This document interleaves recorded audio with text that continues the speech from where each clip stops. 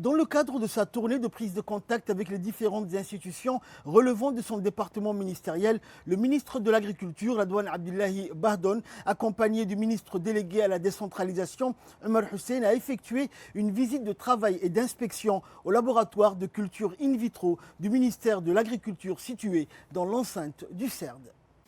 Dans le cadre de sa tournée de prise de contact avec les différentes institutions relevant de son département ministériel, le nouveau ministre de l'Agriculture, de l'eau, de la pêche, de l'élevage et des ressources halieutiques, M. Radouane Abdullahi Bahdon, accompagné du ministre de la décentralisation, Omar Hussein, a effectué une visite de travail. Rappelons-le, au travail de l'inspection au laboratoire de culture in vitro du ministère de la Culture situé dans l'enceinte du CERD. Les deux ministres ont été accueillis par le directeur du laboratoire, Dr Abdelrahman Daher, entouré de son équipe. La visite a débuté par une présentation des missions, des activités, des perspectives laboratoires avant de se poursuivre après une visite des différentes unités et installations techniques. Le laboratoire dispose notamment d'une unité spécialisée dans la multiplication in vitro du palmier dattier basée sur les techniques modernes de biotechnologie végétale. Il comprend également une serre d'acclimatation moderne, entièrement automatisée, permettant d'adapter progressivement les vitroplantes aux conditions extérieures avant leur mise sur terre. Ces installations sont complètes par un plateau technique, biologique, moléculaire dédié notamment au contrôle de la caractérisation génétique des plantes produites. Au cours de cette visite, les deux ministres ont reçu des explications détaillées de la part des techniciens et des chercheurs sur les différentes activités des missions de ce laboratoire. Le ministre du Travail, Younis Ali Guedi, a effectué une visite officielle au centre de ressources et de compétences situé au PK13 dans le cadre du suivi des initiatives visant à renforcer l'employabilité, la formation professionnelle et le développement des compétences.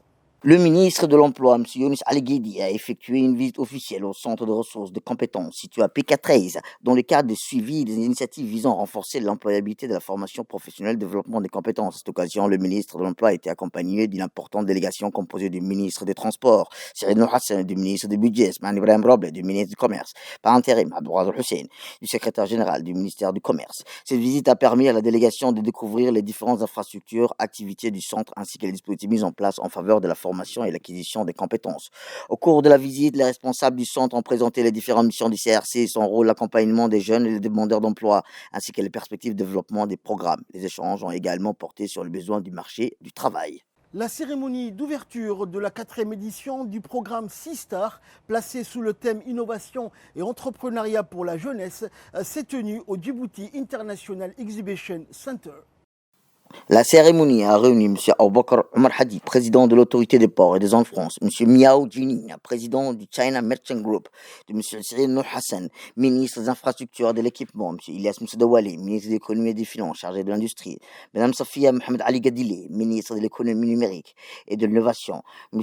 Hu Bin, ambassadeur de la République populaire de Chine. Rappelons que depuis son lancement en 2022, le programme Sea Star s'est imposé comme une plateforme panafricaine de différence et de référence pour renforcement des capacités entrepreneuriales et la promotion des leaders, des jeunes. À ce jour, le programme a formé plus de 1500 participants issus de plus de 50 pays africains avec une participation féminine représentée à 45% des bénéficiaires.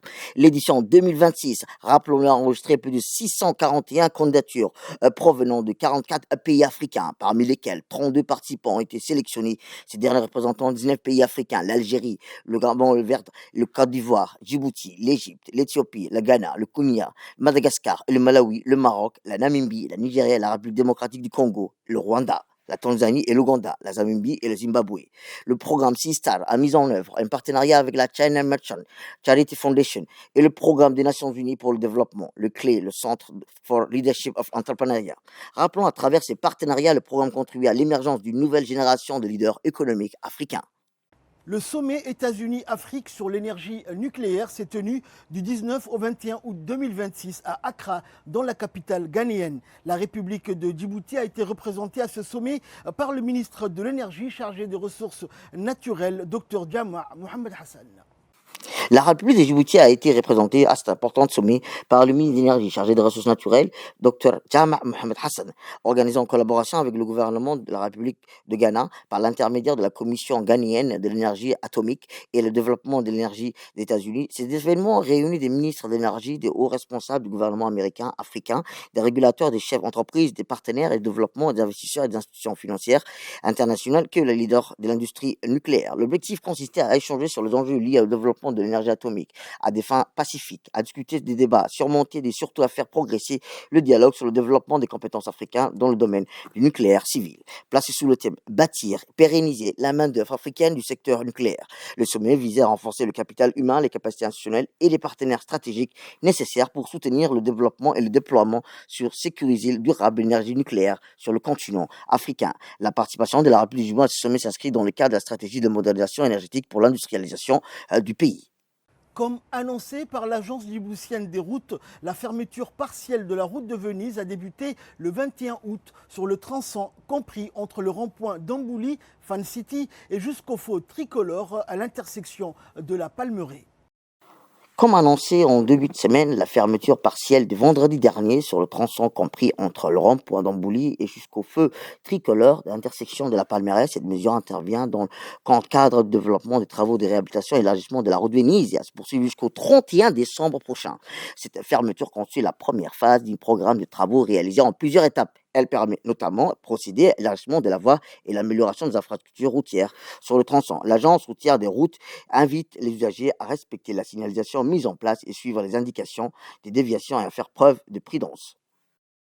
La ville de Daegu, en République de Corée, accueille le championnat du monde d'athlétisme Master 2026, une grande manifestation sportive internationale réunissant des milliers d'athlètes venus de nombreux pays. La ville de Daegu, en Corée du Sud, a accueilli le championnat du monde d'athlétisme Master 2026, une importante manifestation sportive internationale qui a réuni des milliers d'athlètes venus de nombreux pays. La cérémonie d'ouverture s'est tenue à Daegu Stadium, en présence de différentes délégations participantes. Elle a été marquée par la traditionnelle défilé de délégations nationales, chacun représenté par son drapeau, offrant ainsi un moment fort. La République du Djibouti prend part à cette compétition internationale à travers la délégation sportive. Parmi les athlètes djiboutiens engagés figure Abdelrachid Awa, l'athlète international djiboutien qui a participé aux épreuves de 800 mètres sur la piste de 10 km. La présence de la délégation djiboutienne dans la cérémonie d'ouverture a permis de mettre à l'honneur les couleurs nationales aux côtés des délégations venues des différents continents. Cette participation a témoigné de l'engagement des athlètes djiboutiens dans des compétitions internationales, de leur volonté de porter haut les couleurs du pays. À l'occasion de la journée mondiale de l'aide humanitaire célébrée chaque année le 19 août, les Nations Unies rendent hommage aux travailleurs humanitaires qui ont perdu la vie ou ont été victimes de violences alors qu'ils accomplissaient leur mission au service des populations touchées par les crises ou les conflits.